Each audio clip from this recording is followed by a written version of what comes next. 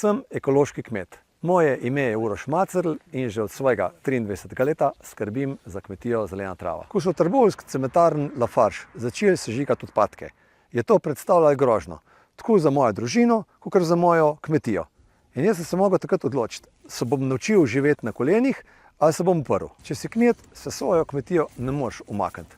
Če nekdo začne onesnaževati v tvojem lokalnem okolju, trpiš dvakrat.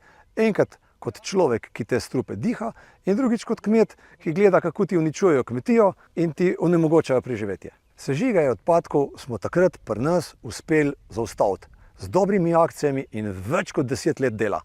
In naučil sem se, da je aktivizem lahko zelo uporaben, ampak da ima pa tudi svoje omejitve. In zato smo se odločili, da naredimo Vesno, zeleno stranko. Na naslednje volitve gremo skupaj z Levico. Prepričan sem, da lahko z mojimi izkušnjami, malo kmečke logike, pa veliko zasavske trme pomagam graditi politiko za ljudi.